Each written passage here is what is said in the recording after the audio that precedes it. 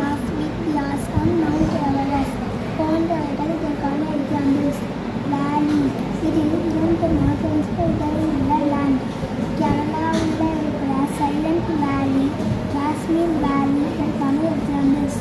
Island, ஒரு small land பகுதியில் எல்லா சைடிலையும் வாட்டரால் கவர் ஆகியிருப்பது.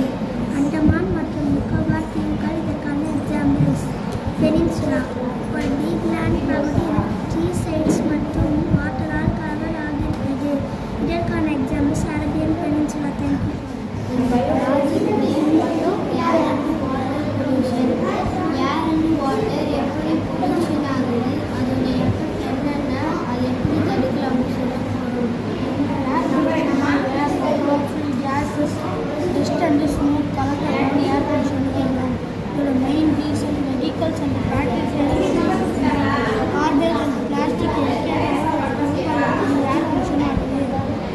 எஃபெக்ட் என்னன்னா ஹெல்த் இஷ்யூஸ் வரும், குளோபல் வார்மிங், ஆசிட் ஓசோன் லேயரையும் பாதிக்கும்.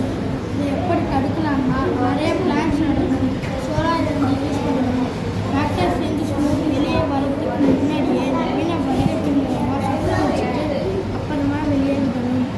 ஸ்மால் இன்ஃபர்மேஷன், இன்றைக்கி நம்ம லால்பட்டையோட ஏர் குவாலிட்டி சாட்டிஸ்ஃபேக்டரியாக இருக்குது. ஸோ இனிமேல் ஏர் பொல்யூட் ஆகாமல் பார்த்துக்கணும். வாட்டர் பொல்யூஷன்னா க்ளீன் வாட்டரில் நச்சு பொருட்கள் கலந்து நம்ம வாட்டர் யூஸ் பண்ண முடியாமல் போகிறது தான் வாட்டர் பொல்யூஷன் சொல்கிறோம்.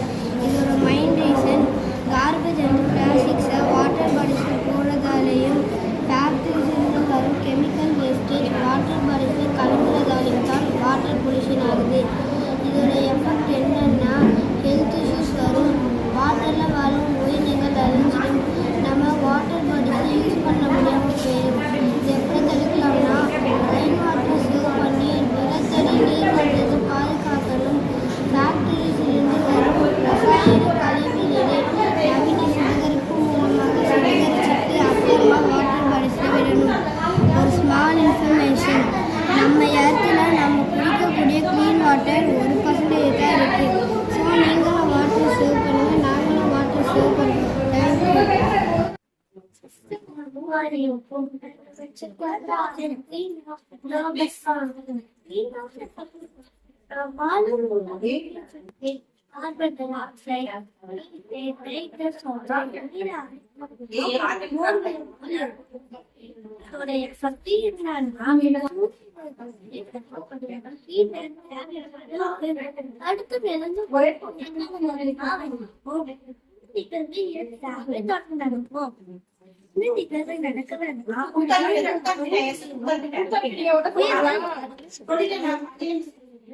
உயிர்கள் வாழ்வது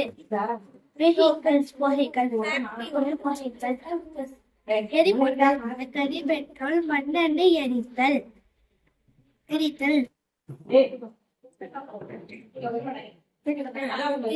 இந்த நிகழ்வை அதிகமாகின்றது.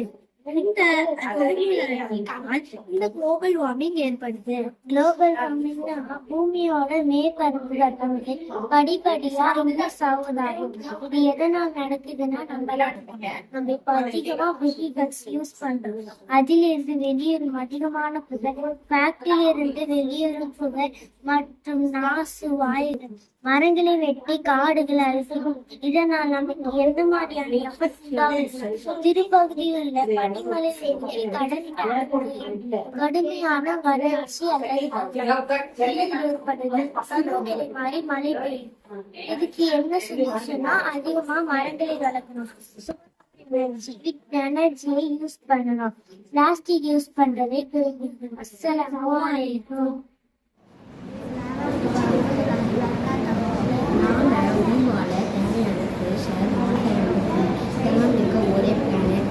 பட் நம்மளோட ஆக்டிவிட்டிஸ் வந்து எடுத்து ரொம்ப ஃபாஸ்ட்டாக பொல்யூட் ஆகிட்டு இருக்கு.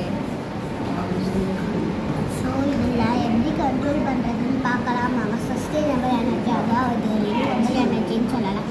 சோலார் பேனல் மூலமாக இந்த ப்ராசஸ் பண்ண சன்லைட் எலக்ட்ரிசிட்டியை கன்வெர்ட் பண்ணும். அதனால கார்பன் எமிட்டட் அப்படி பண்ணும்போது நீராவின் பொருட்டாகாமல் கண்ட்ரோல் பண்ணலாம். ஏர் பொல்யூஷன் இண்டஸ்ட்ரியல் வெஹிக்கல்ஸில் வரக்கூடிய ஸ்மோக்னால ஏர் பொல்யூட் வந்து எல்லாம் கண்ட்ரோல் பண்ண public transport and bus regulate பண்ணுறதுனால